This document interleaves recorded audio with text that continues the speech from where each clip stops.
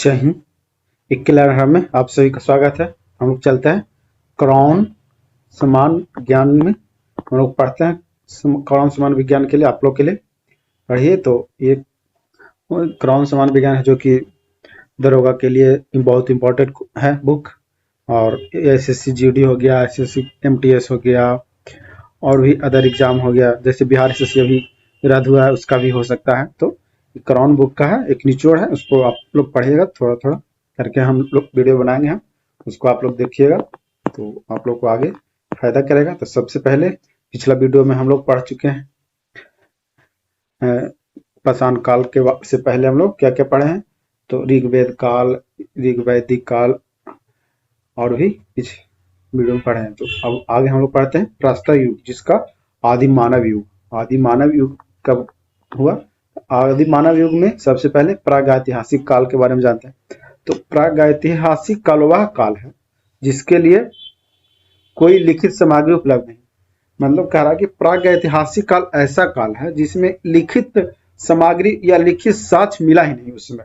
इस काल में कुछ जानकारी मुख्यतः पुरातात्विक स्रोतों से प्राप्त होता है। मनुष्य के विकास के आधार पर मानव की सभ्यता दो भागों में विभाजित किया गया, एक पाषाण युग और एक धातु युग। मानव सभ्यता के विकास क्या हुआ? दो भाग में विभक्त किया गया, एक पाषाण युग और एक धातु युग। इतिहासकारों के अनुसार इस सभ्यता का उद्भव विकास के प्रति नूतन काल में हुआ। मतलब करा इतिहास के अनुसार, इतिहासकारों के अनुसार क्या हुआ? तो इस सभ्यता, कौन सा सभ्यता? आदि मानव युग की जो सभ्यता थी उस उद्भव का विकास प्रति नूतन बहुत पेलियोस्टोनिक एज काल में ही हो गया था। इस युग के 3 कालों में विभाजित किया गया। इस युग को कौन से युग? इस युग को 3 कालों में विभाजित किया गया। आदि मानव युग को 3 कालों में विभाजित किया गया, जिसमें प्रस्तर युग। प्रस्तर युग में सबसे पहले पूरा पाषाण काल हो गया, फिर मध्य पाषाण काल हो गया, नव पाषाण काल। तो पूरा पाषाण काल का इंग्लिश में क्या बोलते हैं? पैलियोलिथिक एज, जिसमें अखेट और खाद्य संग्रह का काल कहा जाता है पूरा पाषाण काल को। मध्य पाषाण काल को मेसोलिथिक एज कहा जाता है, जिसमें अखेटक और पशुपालन के लिए मध्य पाषाण काल स्टार्ट हुआ। और नव पाषाण काल में नियोलिथिक एज, जिसमें खाद्य उत्पादन नव पाषाण काल में स्टार्ट हो गया था। तो हम लोग सबसे पहले डिस्क्राइब करते हैं किसके बारे में? पूरा पाषाण युग के बारे में जानते हैं। आप लोग देखिएगा वीडियो को और सुनिए। तो इस 3 उपभाग में विभाजित किया गया। पूरा पाषाण को कितने? 3 भागों में, उपभाग में विभाजित किया गया। एक निम्न पाषाण, निम्न पूरा पाषाण, मध्य पूरा पाषाण और नव पूरा पाषाण युग में विभाजित किया गया था। निम्न पूरा पाषाण काल कितना होगा? 50 लाख, इकाई, दहाई, सैकड़ा, हजार, 10,000, लाख। तो 5 लाख ईसा पूर्व से 50,000 ईसा पूर्व के बीच माना जाता है निम्न पाषाण युग। तो इस काल में क्या? मानव जीवन अस्थिर था। मतलब कह रहा है कि निम्न पाषाण काल में क्या कह रहा है कि मानव जीवन अस्थिर था, मतलब अस्थिर नहीं था। कभी अगिन, इस काल में अगिन का आविष्कार हुआ। शिकार के लिए भोजन एक जगह से दूसरे जगह जाते थे, जहां शिकार मिलता तो वहीं रुक जाते थे इस काल में, पूरा पाषाण काल में। तो मानव समूह में शिकार कर अपना भोजन संग्रह करते थे। और भारत में पूरा पाषाण कालीन औजार की खोज सर्वप्रथम 1863 में किसने की? तो रॉबर्ट ब्रूस फुट ने की। मतलब रॉबर्ट ब्रूस फुट जो हुए 1863 में भारत में पूरा पाषाण कालीन औजारों का सर्वप्रथम खोज की। खोज के मतलब जब उत्खनन हुआ, खोदाई किया तो उसमें मिला। तो रॉबर्ट ब्रूस फुट पहले तो हुई पूरा पाषाण काल में औजार की सर्वप्रथम खोज 1863 में किया गया। मुख्य औजार उस समय क्या क्या था पूरा पाषाण काल में? तो मुख्य औजार था कुल्हाड़ी था, हस्त कुठार, हैंड एक्स जिसको बोलता है, बिदारनी, क्लीवर और खंडक जिसको चॉपर बोलता है, ये था। और उस समय का प्रमुख स्थल क्या क्या था? जैसे कश्मीर था, थार जो कि राजस्थान में था, बेलन घाटी मिर्जापुर हो गया जो कि उत्तर प्रदेश में है, भीमबेटका की गुफा जो कि मध्य प्रदेश में है, सोहन नदी घाटी पंजाब और पाकिस्तान क्षेत्र में पाया गया।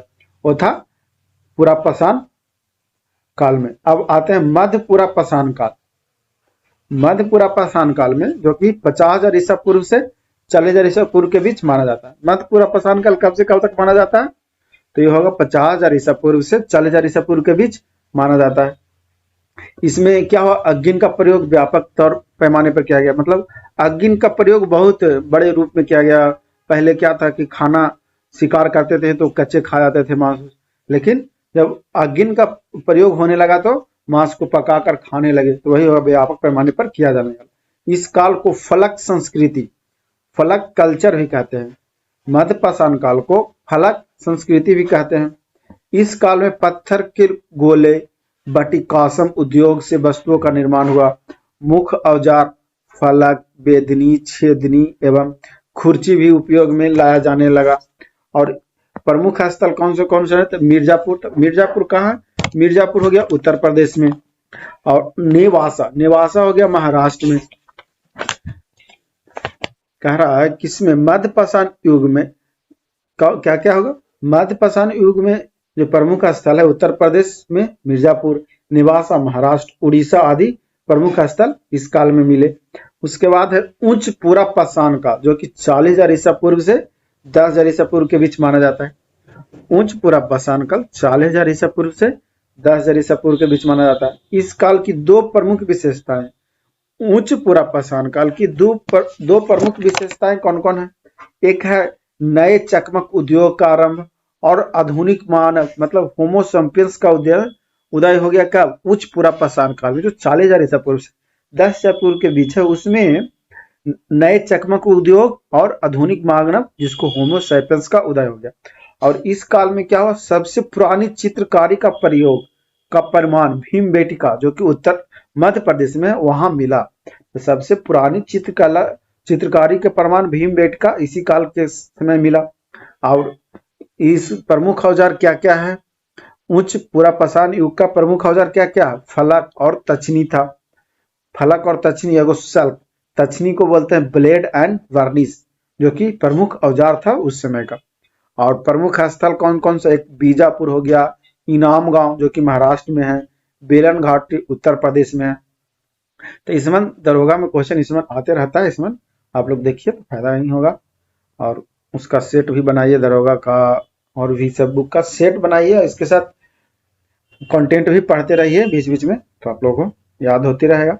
उसके बाद अब आते हैं दूसरा में मध्य पाषाण काल, जो कि 9,000 ईसा पूर्व से 4,000 ईसा पूर्व के बीच है। मध्य पाषाण काल कब से कब तक है? 9,000 ईसा पूर्व से 4,000 ईसा पूर्व। तो मध्य पाषाण काल में जानते हैं आदमगढ़, जो कि मध्य प्रदेश, और बागोर राजस्थान में पशुपालन के प्राचीनतम साक्ष्य प्राप्त हुए। पशुपालन जो कि प्राचीनतम साक्ष्य कहाँ से प्राप्त हुआ? मतलब पुराना साक्ष्य कहाँ से प्राप्त हुआ? मध्य पाषाण काल में आदमगढ़ मध्य प्रदेश में है, और बागोर जो कि राजस्थान में, वहां पशुपालन के प्राचीनतम साक्ष्य प्राप्त हुए। इस काल में सूक्ष्म पाषाण फलक का उद्योग हुआ, माइक्रोलिथिक्स फलक का उद्योग किया गया। कौन से काल में? मध्य पाषाण काल में। इसका मुख्य औजार क्या था? पत्थर के बहुत से छोटे छोटे औजार बनाए जाने लगे उस समय। मध्य पाषाण काल में पत्थर के बहुत छोटे छोटे औजार बनाए जाने लगे। और प्रमुख स्थल जैसे मध्य प्रदेश में आदमगढ़ और होशंगाबाद मिला। भीमबेटका जो कि भोपाल में है, बोधोर और सिद्धि के पास है। तो मध्य प्रदेश में कौन कौन सा स्थल मिले? आदमगढ़, होशंगाबाद, भीमबेटका, भोपाल, बोधोर जो कि सिद्धि के पास है। और राजस्थान में बागोर जिला है। राजस्थान से कौन सा स्थल है? बागोर, वहां से भी कुछ कुछ मिला पशुपालन के लिए। फिर गुजरात, लंघनाज, गुजरात में लंघनाज हो गया। उत्तर प्रदेश में क्या है? महागढ़, मेजा सराय और नहर सरा जो कि प्रतापगढ़। और बिहार में पायसरा, मुंगेर आदि स्थल का खोज किया गया मध्य पाषाण काल में। प्रमुख स्थल जो कि वहां पर क्या क्या मिला, कैसे रहन सहन था उस समय का, जो मध्य पाषाण काल में मिला। उसके बाद है अब आते हैं तीसरा में नव पाषाण काल, जो कि 9,000 ईसा पूर्व से 700 ईसा पूर्व, 9,000 ईसा पूर्व विश्व मानता है, 7,000 ईसा पूर्व भारत, और 2,500 ईसा पूर्व से लगभग के माना जाता है। भारत से 2,500 ईसा पूर्व के माना जाता है। उसके बाद है क्या आते हैं? इस काल में मानव ने खेती करना प्रारंभ कर दिया था। तो नव पाषाण काल में मानव क्या क्या खेती करना, जैसे आग का खोज हो गया, लोहा का खोज हो गया, तो आग से खाना बनाने लगा। फिर कहीं चावल गेहूं रखा हुआ था तो वहां से उपज गया, तो उन लोग को भी पता चल गया कि यहाँ पर यह खेती भी किया जा सकता है। तो इस काल में मानव ने खेती करना प्रारंभ कर दिया। मुख्य औजार हो गया पॉलिशदार पत्थर के औजार, मुख्यतः पत्थर की कुल्हाड़ियां भी इसमें उपयोग किए जाने लगे। नवपाषाण काल में क्या कौन सा औजार पुलिस प्रयोग किया गया? तो पॉलिशदार पत्थर के औजार, मतलब पत्थर को औजार बना दिया जाता था, उसको पॉलिश कर दिया जाता ताकि अच्छा दिन तक चले, और पत्थर की कुल्हाड़ी भी उस समय मिले। नवपाषाण काल में ये उपयोग किया जाता था। खुदाई से जो हम लोग को मिला वही पता चला कि नवपाषाण में ऐसे ऐसे उपयोग किया जाता था। उसके बाद है, और हड्डियों के औजार भी उसमें मिला, हड्डी के भी औजार बनाया जाता था। मतलब कि मुख्य औजार के रूप में नवपाषाण काल में हड्डी का औजार का भी प्रयोग किया जाता था। पॉलिशदार पत्थर तो हो भी गया औजार, उसके बाद पत्थर के कुल्हाड़ी और हड्डी से भी औजार बनाया जाता था।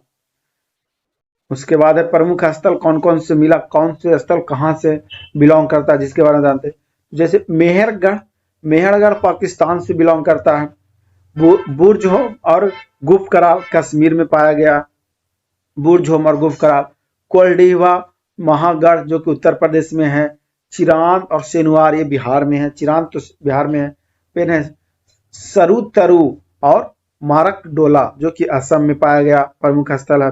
ब्रह्मगिरी, कोडेकाल, हल्लूर, मस्की, पिक्लिहल, सनेगनकल्लू जो कि कर्नाटक में पाया जाता है। कर्नाटक में कौन कौन से स्थल पाए गए? कोडेकाल, हल्लूर, मस्की, पिक्लिहल और संगेनकल्लू यह है। और पयमपाली जो कि तमिलनाडु में एक स्थल पाया जाता है जहां से खुदाई किया गया तो वहां कुछ कुछ मिला उस काल में, कुछ औजार मिला या फिर उस काल में साक्ष्य मिला कि पशुपालन होता था या कृषि की खेती की जाती थी, इस स्थान पे मिला। उसके बाद है ताम्रपाषाणिक संस्कृति। ताम्रपाषाणिक संस्कृति क्या है जो उसके बारे में हम लोग जानते हैं। तो ताम्रपाषाणिक संस्कृति क्या? प्रागैतिहासिक मानव द्वारा प्रयोग में लाए जाने वाली पहली धातु क्या? तांबा थी। ताम्रपाषाणिक संस्कृति क्या? जो कि प्रागैतिहासिक काल में मानव के द्वारा जो प्रयोग में लाया जाने वाला धातु था वो तांबा था सर्वप्रथम। तो इसी दौरान तांबे के औजार के साथ साथ पत्थर का औजार का भी प्रयोग जारी किया गया, इसी कारण इसे ताम्रपाषाणिक संस्कृति कहा जाता है। कुछ ताम्रपाषाणिक संस्कृति किस प्रकार है, जैसे सबसे पहले आहार संस्कृति। आहार संस्कृति कब से कब तक है? तो 2800 ईसा पूर्व से 1500 ईसा पूर्व के बीच माना जाता है आहार संस्कृति। इसको 2 बार 3 बार सुनिए तो याद हो जाएगा, कहा कि इसमें क्वेश्चन ऐसे रहता है। आहार संस्कृति 2800 से 1500 ईसा पूर्व। फिर कायथा संस्कृति 2450 से 1750 ईसा पूर्व। कायथा संस्कृति कब है? 2450 से 1750 ईसा पूर्व। सलबदा संस्कृति 2300 से 2000 ईसा पूर्व के बीच। सालबदा 2300 से 200 ईसा। फिर प्रवास संस्कृति 2000 से 1400 ईसा पूर्व। मालवा संस्कृति 1900 से 1400 ईसा पूर्व। रंगपुर संस्कृति 1700 से 1400 ईसा पूर्व। फिर जोरवे संस्कृति 1500 से 900 ईसा पूर्व। एक बार और इसको देख लेते हैं, जैसे कह रहा है आहार संस्कृति कब से कब तक है? तो 2800 से 1500 ईसा पूर्व के बीच। फिर कह रहा 2450 से 1750 ईसा पूर्व के बीच कायथा संस्कृति। फिर सालबदा संस्कृति 2300 से 2000 ईसा पूर्व। प्रभास संस्कृति 2000 से 1400 ईसा पूर्व। मालवा संस्कृति 1900 से 1400 ईसा पूर्व। फिर रंगपुर संस्कृति 1700 से 1400 ईसा पूर्व और जोरवे संस्कृति 1500 से 900 ईसा पूर्व के बीच है, जो कि ताम्रपाषाणिक संस्कृति में क्या क्या मिला उसके ताम्रपाषाणिक संस्कृति का काल रहा। फिर नवपाषाण काल जो कि विशिष्ट तथ्य, कुछ कुछ नवपाषाण काल का विशिष्ट तथ्य क्या क्या है। जैसे मेहरगढ़, मेहरगढ़ पाकिस्तान के बलूचिस्तान में है। मेहरगढ़ कहाँ है? तो पाकिस्तान का जो कि बलूचिस्तान क्षेत्र में है वहां मेहरगढ़। वहां से क्या क्या हमें मिला? तो गेहूं जौ की खेती के बारे में मेहरगढ़ से मिला। भेड़ और बकरी के पालन का परम का साक्ष्य भी मेहरगढ़ से ही प्राप्त हुआ। अब मेहरगढ़ से क्या क्या प्राप्त किया गया जो कि पाकिस्तान के बलूचिस्तान क्षेत्र में है? तो गेहूं मिला, जौ मिला और पशुपालन में भेड़ और बकरी का पालन आरंभ कर गया था, तो मेहरगढ़ से मिला। कोलडेवा से जो कि इलाहाबाद चावल का खेती यहाँ उत्पादन का प्राचीनतम साक्ष्य मिला। तो कोलडेवा जो कि इलाहाबाद उत्तर प्रदेश में है वह विश्व में चावल उत्पादन का प्राचीनतम साक्ष्य मिला, जो कि लगभग 6000 ईसा पूर्व माना जाता है, प्राप्त हुआ उस समय के काल में कोलडेवा। फिर है बुर्ज होम, यहाँ की भुर्ज वृक्ष का स्थान। बुर्ज होम क्या कहा जाता है? भुर्ज वृक्ष का स्थान, जो कि कश्मीर में है। सॉरी, कश्मीर में है यहाँ गर्तवास। गर्तवास किसको बोला जाता है? गड्ढा घर, माने घर गड्ढा में बनाया जाता था, उसी को गड्ढा घर कहा जाता था, गर्तवास।